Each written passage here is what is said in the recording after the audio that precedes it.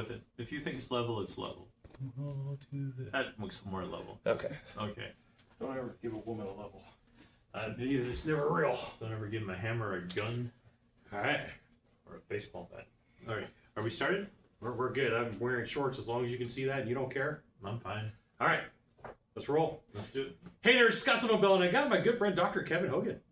Thank you. It is nice to be here tonight in my room. Yeah. And it's good to have you as a guest tonight. The cool thing is tonight we're going to talk about the influence of Las Vegas on you and what you must know. And since we're here in Vegas, it's the perfect opportunity to talk about it. I think Las Vegas provides a very rare glimpse inside of what people and who people are and why they do what they do in real life and what they have to fight against in real life to live. So what I hear you saying is it's like the perfect metaphor. Like if you want to learn about people, come to Vegas. There's no better place in the world. I've never seen a better place. So we're going to talk about examples. I'm going to ask questions. I'm probably going to interrupt you a couple of times. I want to make sure you get this because this is something we've talked about doing for a while. Yeah. Before we do that, can we talk about the gambling scene in Focus? Sure. The gambling scene in Focus. Will Smith and his accomplice, who doesn't really know she's the accomplice, are able to capture about $2 million about $1 million in net bets in approximately 20 minutes. Yeah. From a gentleman who has a substantial amount of money. And it's sort of reminiscent of movies like The Sting or other gambling movies or magician's work like Darren Brown, who's quite good, of a mentalist. He's used some of the same tools. But basically, it's just you start a bet and you intentionally lose a few bets like the old pool hustler. Mm-hmm. The pool hustler loses the first game for $1, the second game for $2, the third game for $5, the third game for 10, then 20, then 25, then 50. And then all of a sudden, I think I'm an amazing pool player. And then all of a sudden, he says, you know what, let's just, how about you give me a chance to win it all back in a profit? Let's bet $5,000. You're like, I don't want to take your money. And he says, no, you must. It's like, okay, so they put the $5,000 down.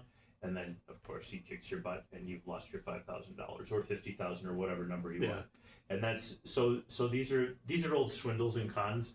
And it's what Focus does with Will Smith, which I've never seen until tonight.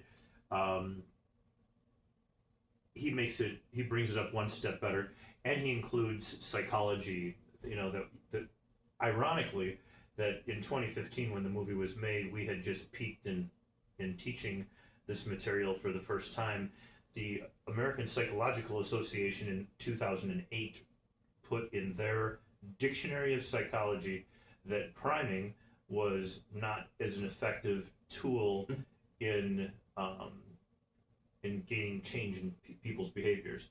And I told an audience, and I have it on video, from just about every year from 2006 to 2015, that this is the most powerful single tool in priming. It is priming in psychology. You know, and so either I'm right or the rest of the psychologists are right. Let's make sure that everybody understands. A real quick rundown. There was a Dasani study done to prime people. Yeah, there's this classic study. People in psychology are very familiar with it. Social psychology. It's real simple. You give a group of people pictures from a day out on the road, and there's 30 photographs. Okay. And you could actually do this with digital too, but they did it with real photographs. And so in the first group of people over here, you've got 30 pictures, and picture of you and a girl are having lunch, dinner, you're on the road, you're at a picnic table, you know. And in 5 of the photographs, there is the water bottle Dasani is in the somewhere. It's on the table. It's in somebody's backpack. It's being drank. Okay, and then in the next group, the next 50 people that they do this with, there's 10 photos in here in the group of 30 cards. And then in the next one, there's 15, the next one, there's 20, and that's where they stop. Because when they got to 30, the trend reverses because it becomes obvious that they want you to say, you know, so at the end of so now you've looked at, so 200 people have gone through these cards. Some have seen 5 Dasani bottles in the photos. Some have seen 10 a total as they change the photographs that they're going to give their subjects. 15 come next. They've added 5 to the mix that have Dasani bottles, then 20, and then they have one that has 30. Okay, and they predict that the more Dasani bottles that you have, the more that likely the person's going to walk out of the room when given a choice between, say, Pellegrino or Dasani or Summit or whatever, that they're going to actually walk out with Dasani. And they find out they're almost totally correct, which is that the psychologists that did the study didn't probably figure, they might have put it in the hypothesis, but I wouldn't have believed it, that the 30 would get the most, but it wasn't. It was the 20, and when you prime, when you show people something, but you don't show it to them, you're not pointing it out. It's just guy and a girl are on a date. That's all. And these are the pictures that were taken of them. And that's what same stories told to all these different groups. And it turns out that when you show them 20 out of 30 Dasanis, that the Dasanis are in the photo. That you and say, by the way, thank you very much, and feel free to grab. You say, you just say, grab a bottle of water on the way out, and you got Pellegrino and Dasani and Summit and Fiji and whatever. And out of all these choices, the majority, where they only should be picking 20% because there's 5 bottles at the back that they could take, the majority take Dasani, which that's an incredibly valuable thing. We call it priming. And so it's simple. It's a really simple tool. And in the movie, in Focus, the basic game was at the end they wanted to make the final bet a number, which, by the way, statistically I wouldn't do this bet, by the way, but it makes the point, though. It teaches you something that you don't you don't see. But the girl, they're at a football game. They're in a VIP suite in the skybox, they call them. They're in a skybox at a football stadium, and it's Will Smith and a gentleman from Asia are making bets throughout the whole thing. And Smith is losing, he's losing, and then he says, "You know what? Just pick any number from the football field, any number on a guy's jersey." Okay. Well, all day long, he doesn't know that he's been primed by.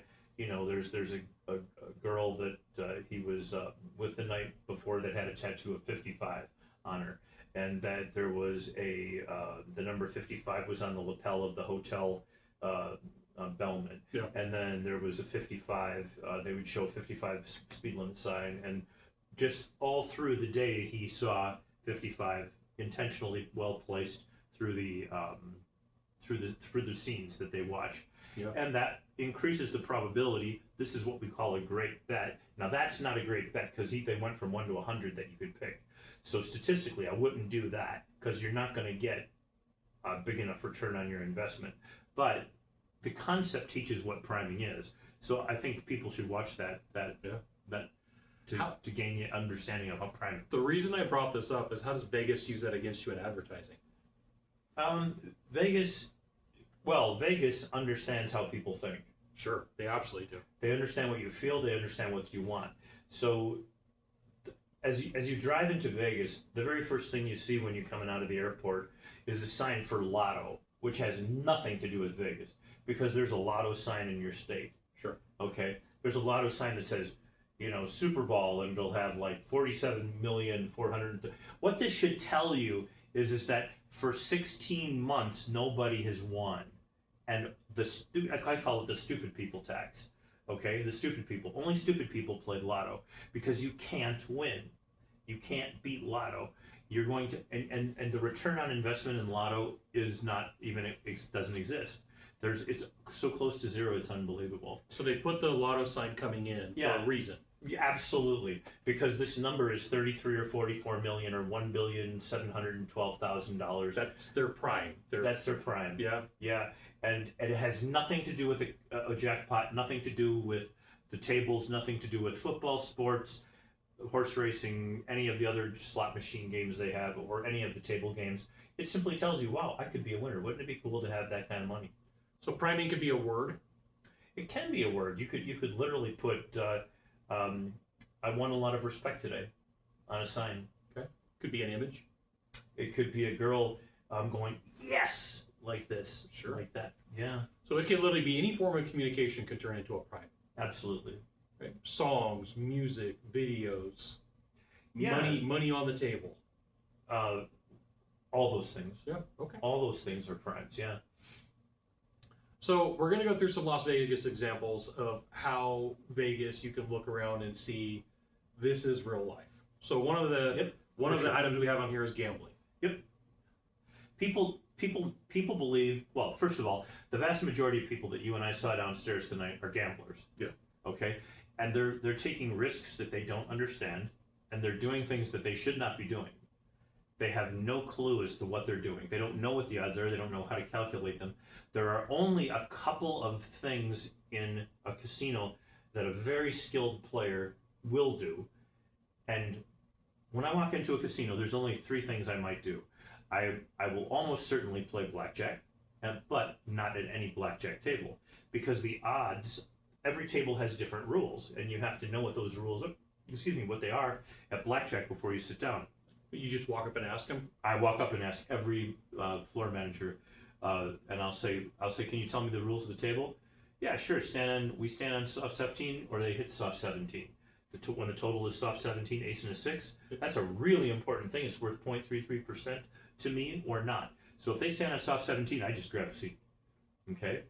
Can they change the rules in the middle of the game? Nope, they can't. And the rules should be posted, but they aren't. You do have to ask typically through the game. A few of the rules are posted, like dealer stands on soft 17. Or more typically, at 99.9% of all the tables in Las Vegas, it's dealer must hit soft 17. Well, if the dealer must hit soft 17, then when you're dealt soft 17, you really should do that too. Okay? All right? Okay. There's other things that rules, like insurance. People, would you like insurance? Insurance, to insure that bet you got 21, blackjack. If you're asking me for it, I have to assume that the casino would like me to take that. So therefore, my answer is no. But thank you, though. I appreciate that. Okay. Clothing. How does clothing affect how people visit Vegas? Vegas is really unusual. You can compare Vegas to like going to a ball or a very interesting party, but not everybody is dressed the same. It's just that they're dressed in a way that they want to capture attention for themselves. Yeah, coming down the escalator, I saw some very elegantly dressed women. Absolutely. And then right behind them, not so elegantly dressed. Absolutely. And then like the list can just go on and on and on. And it's a study of extremes.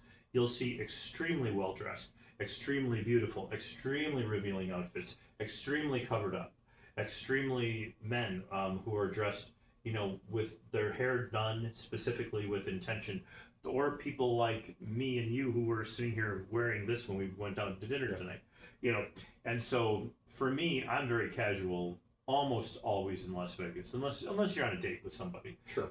And because I draw attention to myself by being ridiculously casual, and I don't pose much of a threat.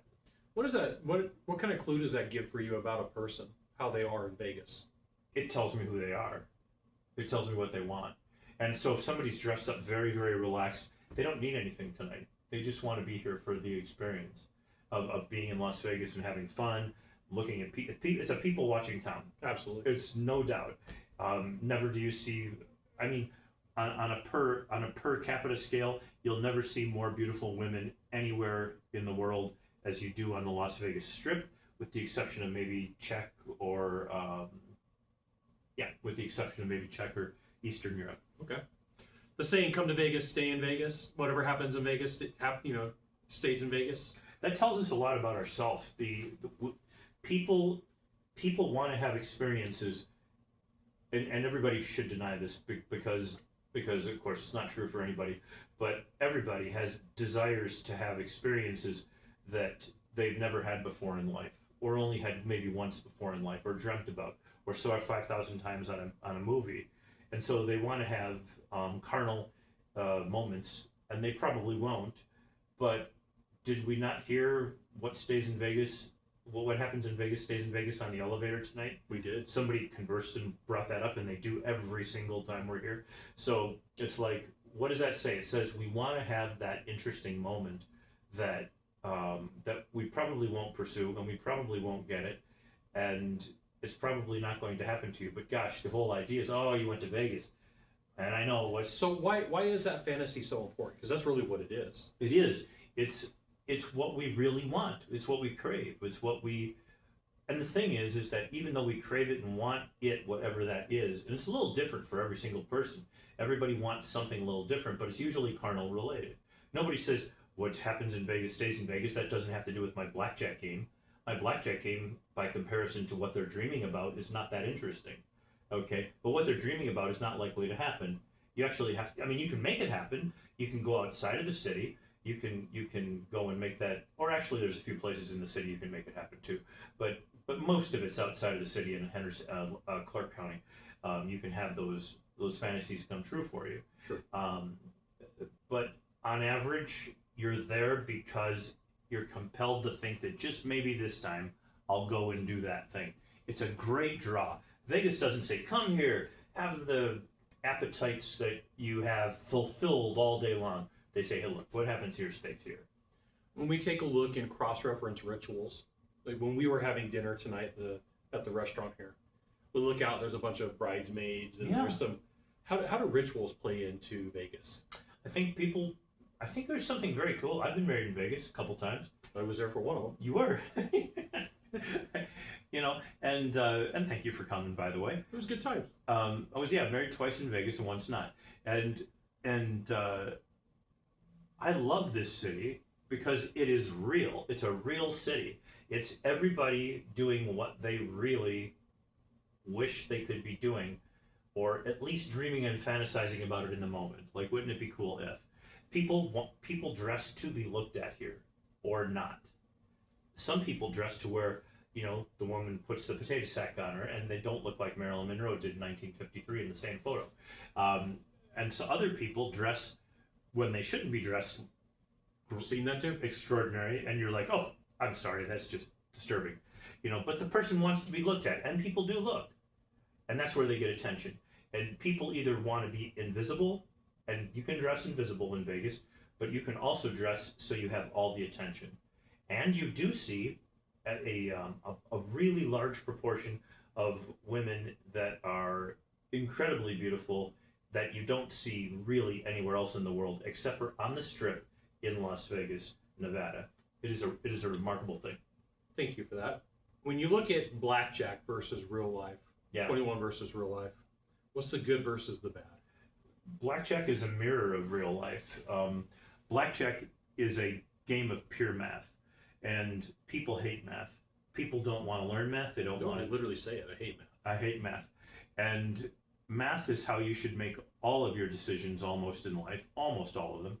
And when you play Blackjack, there is what's called a basic strategy for each different table game that's in Blackjack. There's games that have 8 decks of cards. There's games that are coming out of a machine, and the dealer just deals from the machine, puts the cards back in at the end of every hand. So there is no way to keep track of what's in the machine. But I wouldn't play that game because there's no way to keep track of what's in the machine. But I can keep track of everything that's been played. And I do. I keep track of aces, I keep track of 5s, I keep track of the number of 10s in contrast to 6, 5, 4, and 3. And that number is always in my head throughout the whole game. So I know how much I should bet, and I know how I should play the game differently than the basic strategy that they literally will give you at the store for free. You can walk out with it or pay $2 for it or something like that. And they'll tell you what the basic strategy is. They're happy to. The odds of winning at Blackjack are about 48% on each hand. 48%. Your chances of losing are about 52. It's more complicated than that, but I'll just stick with that. But if you do what I do, which is I just count cards and I keep track of all that have been played, my chance of beating Vegas is 51% and losing 49%. Now that sounds like nothing. But let's just look at a 2% advantage. If I'm playing $20,000 an hour, which is really my minimum that I play, that means I'm playing $100 here, $100 here, and we have 100 deals in the 1 hour period. That's $20,000. 2% of $20,000 is $400. I'm going to make or lose between $400 if I'm me playing, or the guy who sits next to me. He's going to lose if he plays basic strategy. He's going to lose $800 at the same exact table right next to me. I will be saying goodbye to him just like that. How do we correlate that to life? Okay, in life there are good, wise, logical, rational decisions to make, and there are really stupid decisions to make. Okay, and some people make decisions based on luck. I just got back from Asia, where I've spent 8 of the last 10 months, and I can tell you that Asia is everything that every gambler already knows. Every bettor, I should say bettor, because bettors are not gamblers. They don't gamble. Bettors bet. They every moment in time is a different bet, and it's been pre-calculated as to what the answer and what to do when you get there is. What's the right way? Betting and gambling. Don't gamble, because if you gamble, you're just gambling on that things are going to work out because you believe it will. I love that word, believe. Yeah. When people tell me the word believe, it's a smile on my face. What happens when somebody has too high of self-confidence? Arrogance. Being arrogant in a casino is like the stupidest thing you can do. The stupidest thing you can do. Because there is no game that you can beat. So, for example, when I was in college, I was a good poker player. I was good enough to be able to beat almost everybody on campus. When I went to Las Vegas, and the first time that I played poker here, I got my ass kicked hard because I was a good player. You're a good player. You did great. You have a great track record. But I wasn't playing against, Phil Hellmuth or any of the guys who are great poker players. The guys that don't make mistakes. What makes them so good? They know not only all of the basic strategy, they know what hands they should play. So they're playing Texas Hold'em. They're dealt 2 cards. They're dealt the ace of king of diamonds. And they're going to put a modest-sized bet on. They're not going to go, wow, this is one of the coolest hands you can get in the whole world, the ace of the king of diamonds. I'm just gonna put this big bet out there. They're going to go and put $5,000. Okay. And everybody's like, really? That's all you got? And they all bet. Everybody bets. And so then you pull the person in. Now the next card comes out. Next 2 cards come out. Couple cards come out, and now the guy's got 4 diamonds or close to a straight. Now he knows the probability is increasing, and so all of a sudden, say it's a jack of diamonds and a 8 of clubs and a 6 of diamonds. This guy has lots of ways to win this. So he's now going to raise his bet and make everybody believe he's got it. So maybe he'll put up 50,000 this time, okay? But he didn't put up 100 or 150,000. He put up 50,000, which is significant, but not dramatic. And so some of the players at the table, usually you're playing with about 7 people at a table. It can be different, but about half will stay in, and then it all will come down to the last 2 cards. The last card here on the river, and then the turn, the final card. And if one of them is diamond or he gets a straight, the chances are extremely good that he's won, because there aren't any pairs up there. So he knows mathematically that the probability is very high that he's got it, and now he will make what we call a Kelly criterion bet. A Kelly criterion is a mathematical term that just means it's the highest probability that you can have. It doesn't mean you're going to win. It does not mean that. It just means that it's your best opportunity to win. I come to Vegas, I sit down, I go to the tables. I'm not a gambler, right? Probably haven't gambled in 20 years. Yeah. Not my thing. No. How do I tell a good player versus a bad player? What's the instinct here? You should see people not conversing at a table if they don't have to. Sometimes people engage you in conversation, the floor manager, the dealer, the people sitting next to you. I don't talk to the people next to me. If I don't, I'm counting in my head. And when I was 25, I was fast. I could talk and count at the same time. But I'm not 25 anymore. I actually have to count now, and I have to think about it. But I can teach my son while I'm playing. And when we've gone out to the native casino right near our house, Mystic Lake, which is very much like a actually like a big casino here in Vegas, I think I've won every single time I've taken him out. I think I've taken my friend Rob Northrop out over 40 times in Vegas. I've never seen him lose. But he doesn't lose because he's a great player. He's a very good blackjack player, but he's great at money management. He's what I call a squirrel. And a squirrel is somebody who they make a $50 bet, they win it, they put $50 or $25 in their pocket, and they keep the original bet up there, and they just keep squirreling away. And does he ever go to his pocket? Never. He goes out, he cashes out with me at the same time. I usually win when I play with him, but I've certainly lost. I've lost thousands when I played with him. Yeah, I can remember stories where you come back to events and Rob's like, I was up. Yeah. Yeah. Every single time.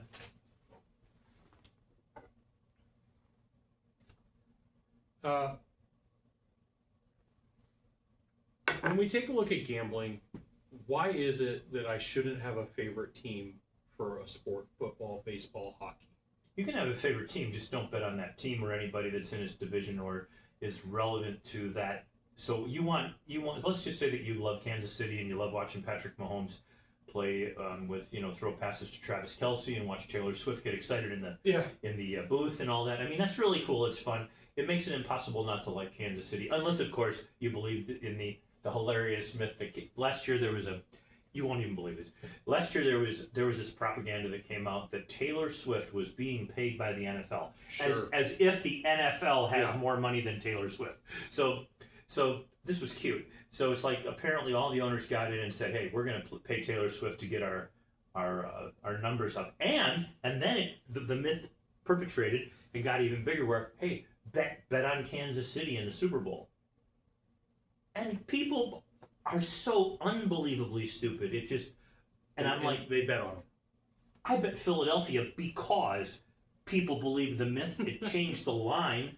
It moved the number. So instead of the Eagles being favored, which is what should have happened, KC gets favored. And you're like, really? So you're going to give me the Eagles plus points in the game plus a field goal? I was like, okay, I'll do that all day long. Now that doesn't mean it's going to win. But it's Kelly criterion, highest probability, and I ended up winning a lot of money because I bet on the Eagles. I sent my old next door neighbor Matt an email before the game, and I said, "Dude, I go, Taylor Swift will be at the game. I go, I'm betting the Eagles, and I'm betting them big." And he's like, "I don't like the Eagles." I said, "I don't like the Eagles either. That has nothing to do with this." But that outside factor of like I don't like influences the bet. Yeah, Not the math. Not the science. Like we can look and go, player's got funky hair. I don't like the way his shoe looks, and that influences the bet for bad. absolutely. And like I'm from Minnesota. Minnesota, 2 years ago, I said Minnesota would probably win 7 games. They won 7 games exactly.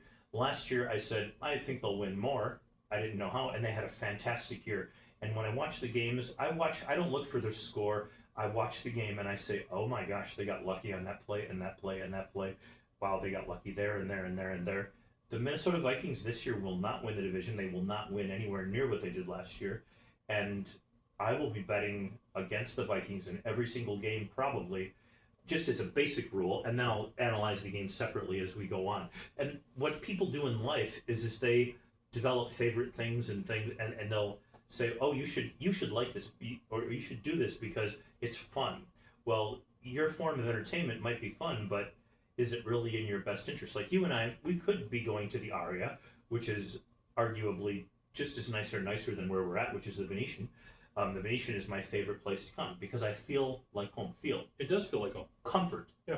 Comfort is important. When I come back to my room or when I'm out there walking around out there, I want to enjoy the experience. I want to have fun. But when it comes to the money, to me making a living, I play blackjack the way I do business.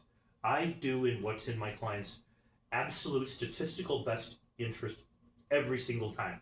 It doesn't mean that everything I tell them is going to be it's the right thing to do. It is the best decision. It's not guaranteed to work because nothing is in life. True. And as soon as people understand that, oh, well, I prayed today and so God will take care. I prayed I'm going to get the visa, Kev.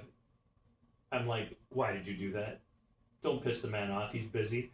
And we didn't get the visa. It's like, don't do that. Please don't do that. So what does this have to do with business? Oh, pretty much everything.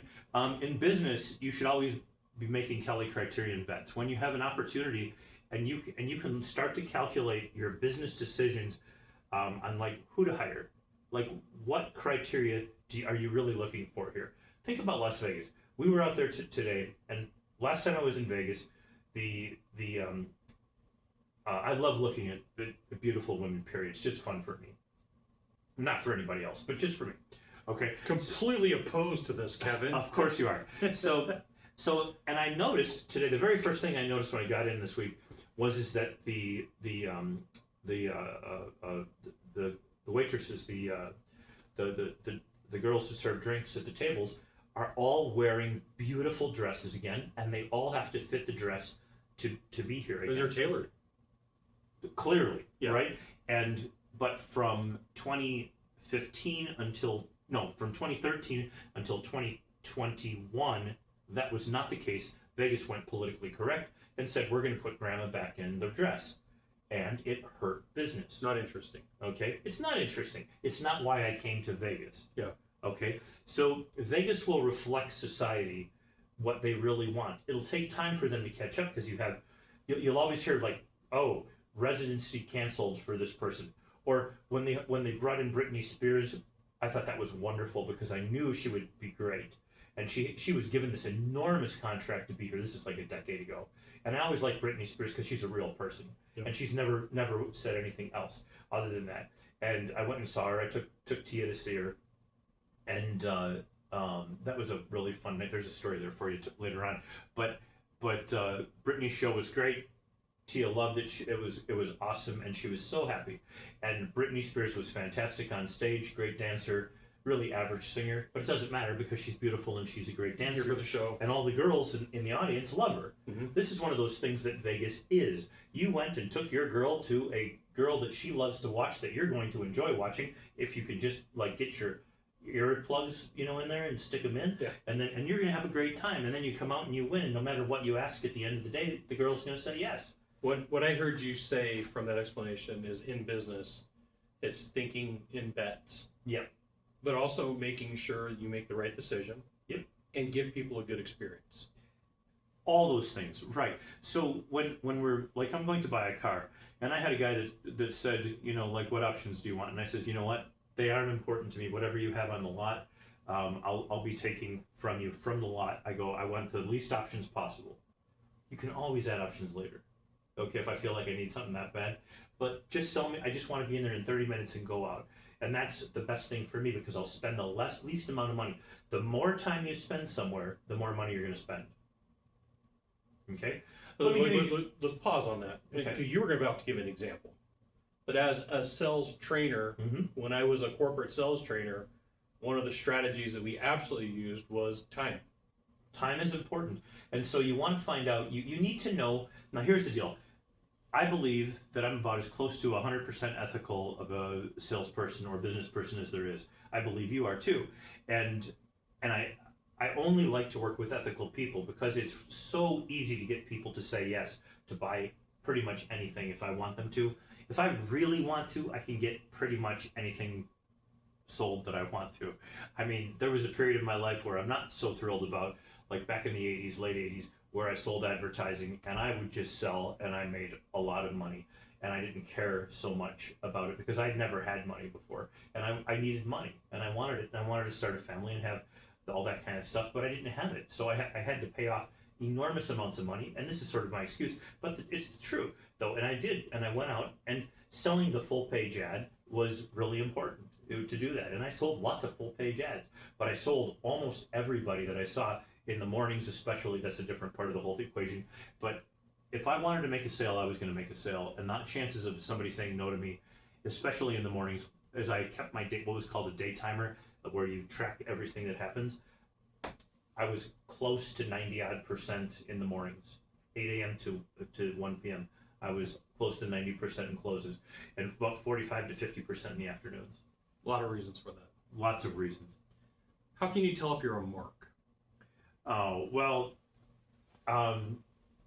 first of all, you are a mark. If you're in Las Vegas, you're automatically a mark. Las Vegas is not designed to give you, they're not designed to take your money in 1 minute. Just imagine that somebody says, okay, let's say that you brought $1,000 and you're going to play $1,000 at the table. You're nobody. You're just going to lose that money that weekend and it's done. But Vegas doesn't want you to lose $1,000 in 1 minute. That's not what they want. They know they're going to get the money. You're staying at the Venetian, okay? The Venetian's going to get your money. So they're going to have it. So they already know that. So they look at their register and they know what people paid for the room, and they know that people want that money back. And Vegas is one of the few places in the United States where you can go and actually try to get your money back. Okay? All right? You can try. Now, you're not going to do it. It doesn't excite me. I don't play to get my money back. I play to win. Yeah. Is this why smart people think in bets? Smart people do think in bets. Every single moment in a sale, for example, that you're making, or raising your kids, or getting the girl to go out with you, is a bet. Everything is. So in other words, you could say, you can walk up to somebody and say, "Doggone, you make a dress look right. You're amazing." Or you can say, "Boy, you are really something beautiful." Or you can just go like that. Each one of those is a bet. Now, Interesting. I've never really considered it that way. That's all I think. Like, and it's so it's like I look at the person and I look at what they're trying to say with their clothing.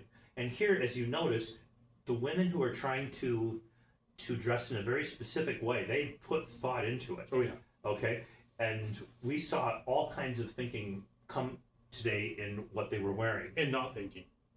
We've seen lots of not thinking. Okay, and that'll all pay off for them at the end of the day too with zero. So their betting was wrong. So they're gambling too that somebody's going to say something. And so for me, it's kind of fun once in a while to say something that's engaging and to see if the bet would have paid off. You know, if I'm with somebody, if I'm in a relationship, I don't get to go play.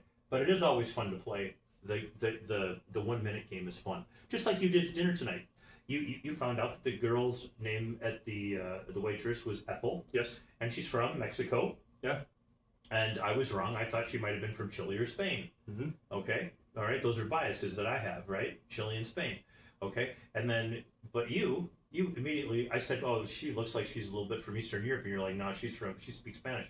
And I didn't even notice because I wasn't thinking about her, accent at the moment. Yeah. And but when you're thinking like this, the way that you meet people in life, the way that you connect with people and bring them to a date later on is by engagement. And you're pretty good at engaging people. I'm pretty good at engaging people. And I like to bet and test my bets to see if I'm correct or not. It's an interesting way of looking. I've never considered I'm going to test a hypothesis and say I'm going to throw a conversation out here and see if it's accurate. Yeah, and that's what selling is. But the only way that we can find out if you flip the script a little bit, the only way that we can find out what the best way to make the sale is to test 1,000 presentation sequences like this, 1,000 like this, 1,000 like this, and then go off script and do everything about that person. This is how I like to sell. I don't like scripting. You have to script in your business. Absolutely. Because you're dealing with people who are not, you're dealing with heating and air people originally, and now you're dealing with people in mergers and acquisitions, where you are going to have to be pretty on script with them because they've already heard 100 presentations. You either be damn good at understanding what's inside of them, knowing what they want specifically, and or you better know approximately what order to proceed in and what level of information they want and need. The amount of executives that I coach, CEO owners, offer owners, doctors, practitioners, that don't think in terms of like that is simply amazing. That's disturbing.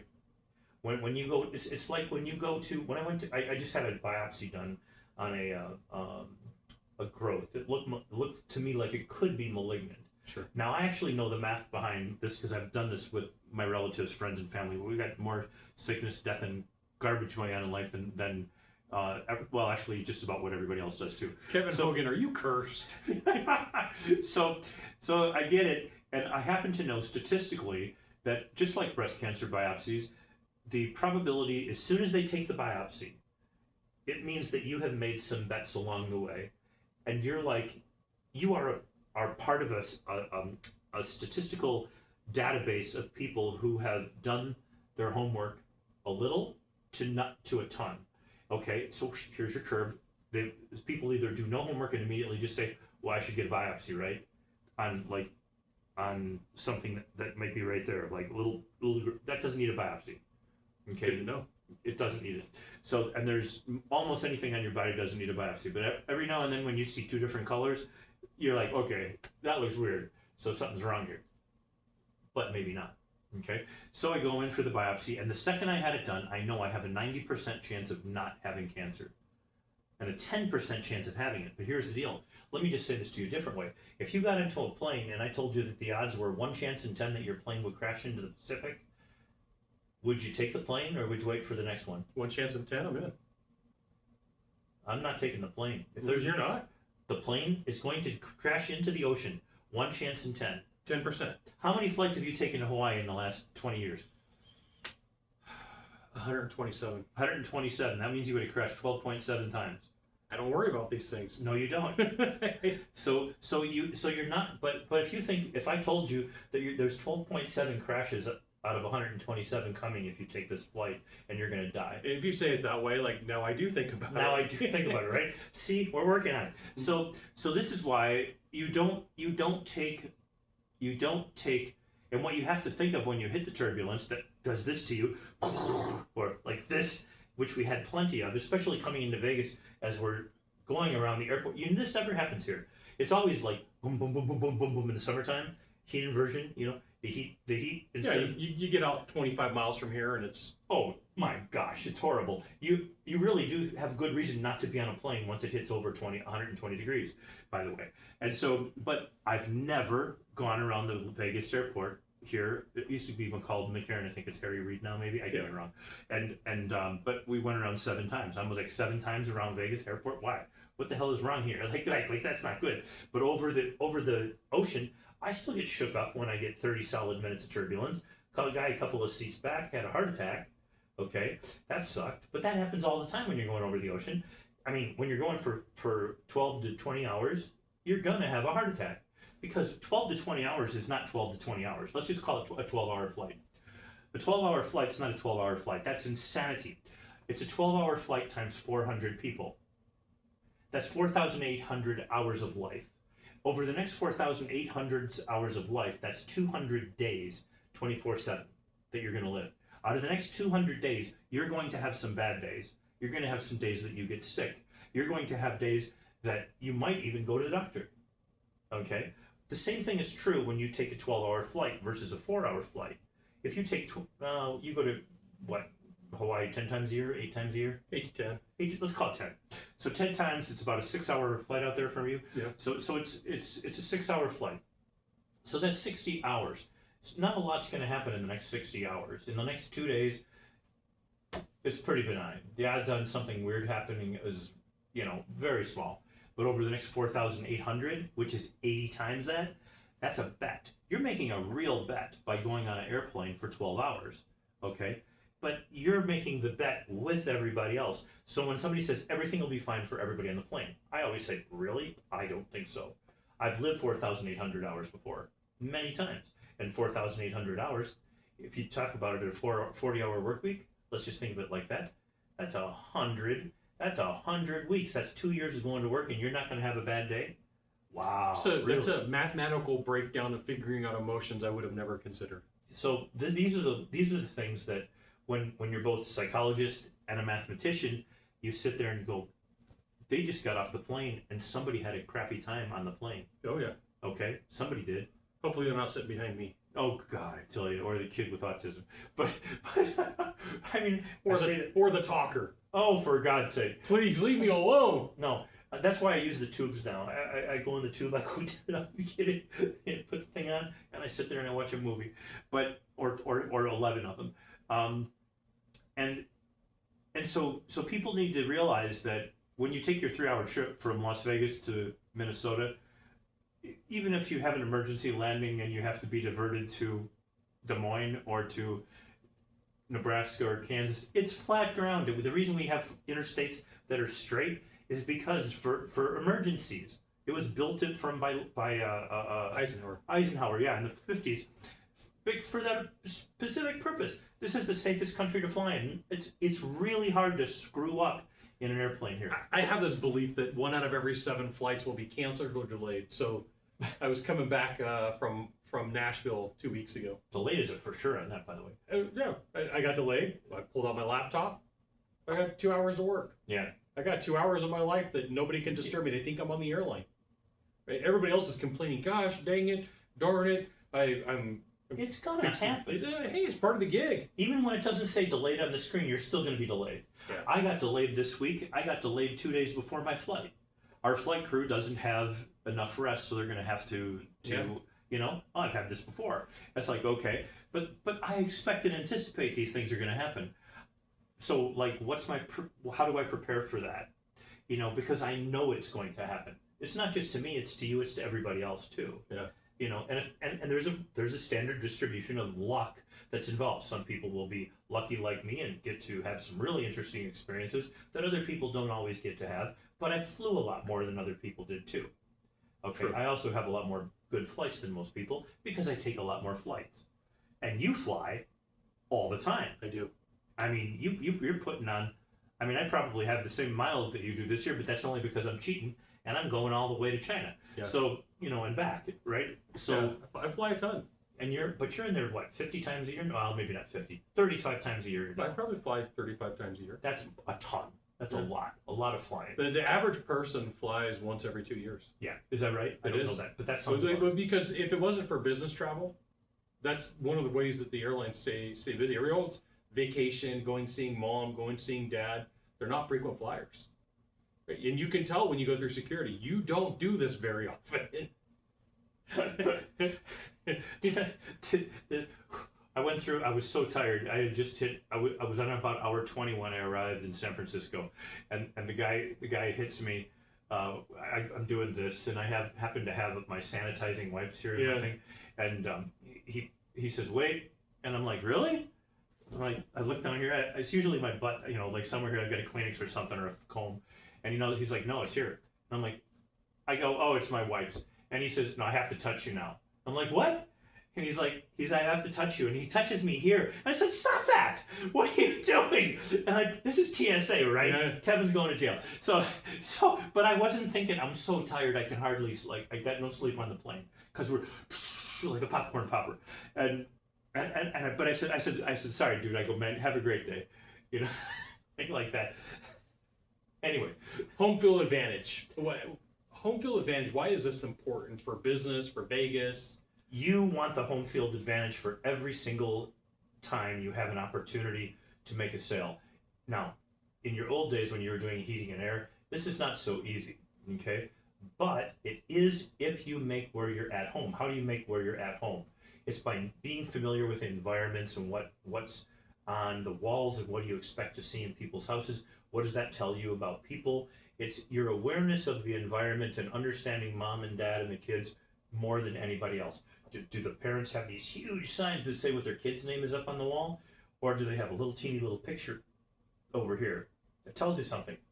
Contextually, we don't know what it means until we know how much the person makes, what they could afford, what other stuff is on the wall. But all these things matter. So your awareness of the environment, you're able to make something at home as soon as you say, that's your kid at the football game and he's getting a touchdown, right? Yeah. That is awesome, man. That is so cool. You just gave yourself part of the home field advantage. Now this home is partly yours because I'm telling you, mom is now going to tell you a story, right? What about where you sit? I sit at a restaurant, but that's the place to go. So when you're, and I'm going to get out of your old world because you're not there anymore, but basically where you sit is going to be your greatest home field advantage. So right now I'm over your left shoulder, right over here. So you're looking off to your left, which means I'm triggering off all the emotions in your brain in the right-hand side. Some of those will be good. Most emotions are not good. They're negative.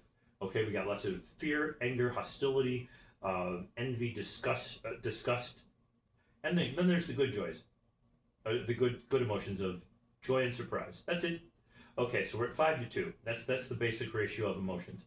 So when a person looks over their left, the chances are anxiety's coming out. Okay, so it's really, really hard to do an interview in this situation, but because you're doing the interview, and in this case you want to do a great job, you put me over here, you make me more comfortable because I'm looking at you over here. You should get a better interview, a more comfortable interview, free-flowing, really easy, and it should go well, which should help offset the anxiety that you get. But all things being equal, if there was a beautiful girl that walks into this room, you pull out the chair over there and you stick it right next to you over there because well, actually, you're going to want her to sit where I am, and I'll sit in the chair over there. Yeah. Right? Because you want the good to come to you. And we have done this over and over and over at boot camps for the years. I came up with this back in '96, and is a therapist, Dr. Frederick Schiffer, of Two Minds, wrote. Of Two Minds is the name of the book. People should buy it because you will learn, or you can read it in my work, but buy his. It's a great book. Basically, when people are looking off and to the right, they lose all anxiety and they're comfortable. And when they look off and to their left, if if they look off to their left long enough and they stay like this, they're going to feel anxiety and eventually terror. It's nasty. Just knowing that, putting a proposal on the table, yeah, and keeping it in the right eye, yeah, versus in the left eye, is one of those things that can make the difference between a sale or not making a sale. Sure, you want it in the right hand side. You want it in the right eye over there. That's where the proposal. For you, it should be right here. For me, it should be right. Oh yeah, right. It should be sitting right. Well, actually, to be very precise, the proposal should actually just be 1 inch beyond my reach to where I can't get it, because there's a signature I got to do at the bottom of that. Okay, so it should actually be just, we call that psychological distancing, the law of psychological distancing. And so by putting it just out of reach, it becomes irrelevant. Just like my little Pellegrino, which by the way, it really is Pellegrino, guys. It's actually pretty good for it. I got one last question for you. What can we learn from Elon Musk and his business world versus what we see in the real world? Two things. You can learn, first of all, that yesterday, the 9th time he launched the spaceship that we're going to be using to go to the moon and to Mars eventually. And I say we because I really want to see this happen. It's now real that this will work. It can work. It can. Okay, that doesn't mean it's going to work on their first attempt. We lost people back in 1966 when we started the space program. There were explosions on the both Russian and United States platforms, and people died. Because that's part of how it does. Rocket fuel and going to space. Really tough combination. Yeah. Right? So, but I think what you learn from Elon Musk is that you can get what you want in life if you stick to it long enough and hard enough. And if you have the resources. And the way he gets his resources is the same way that Donald Trump got his resources. Donald Trump used the bankruptcy system to bankrupt business after business after business. He kept all of the money in other businesses, then shelled it all. The man knew how to play the game that was set up for him as rules by the United States government. Whether you like them or not, people always say, well, that's wrong. I'm like, well, don't ask me what my ethics are. You're asking me why did he succeed and get to be... Because he understood the game. He understood the game. Elon Musk, however, there was a rule that was added that says alternative energy options instead of gasoline for cars will be getting a huge kickback not only for the customers but for the builders. Oh, I don't know. What should I do? Should I make a gasoline powered thing, or should I try one with an electric battery? Yeah. And I'm sitting here thinking, is that really going to work? Because my batteries go dead. I have to replace my alkalines, like every few weeks too. But it worked great, and Elon got 4,000 times 4,000 times 4,000 times 4,000 over and over and over and over and over and over and over and over and over and over, and now his cars drive themselves. And so that's one thing you learn. So those are good things. But what lesson do you have about Elon Musk's life for your life beyond that? You know what? There's lots of billionaires in the world, and I can be just like Elon Musk. No, you can't, because Bill Gates isn't like Elon Musk. Warren Buffett is not like Elon Musk. None of them are like each other. Jeff Bezos is not like Elon Musk. Elon Musk is the wealthiest man in the world, or was this last month. Jeff Bezos was briefly, Bill Gates was briefly, Warren Buffett was for a while, but that's 4. And the chances that you're the next one are 0. Don't even think about it. One of the things if people want to become billionaires and they want to pretend like they know a billionaire, like, oh, I have a friend of mine who's a billionaire. Oh, God. There are 1,280 of them on planet Earth yesterday, and it varies by about 10 to 12 every few days, okay? So it can go up, it can go down, depending on markets and investments and things like that. And it's like, you don't know a billionaire. I swear to God, you really don't. Really, can I have the name? Taylor Swift is now a billionaire. Is she really? Kylie Jenner is now a billionaire. Okay? I don't keep up with these things, so I do. I'm interested because I actually I've met 18 billionaires all at one time, and I have challenged anybody to tell me a story where they've met even one. Because you can't. Because 1,280 out of 8 billion, the chance that you're actually going to see them, you will have to see 1 million people consecutively before you hit a billionaire. Have fun. That's a long life that you're going to live. You'll have to live to be about 700 years old before you can meet a billionaire. So don't even think about it. And so when people lie to you and they tell you, oh yeah, and he became a billionaire doing this. No, he didn't. Not a friend of yours. Just like you're not going to win the Powerball. Oh yeah, I saw it on TV there. No, you didn't. You saw one person who had played thousands of times against hundreds of thousands and millions of people who are also paying the stupid person tax. Okay, this is the poor people tax. People always say that poor people don't pay taxes. That's a lie. That's a total lie. Poor people pay their fair share of taxes every time they buy a Powerball ticket, and they support their local businesses too at the same time. So they're paying taxes that you and I would never pay. Makes sense. All right. So there's two lessons from Elon Musk. One is that you can make things happen if you stick to it.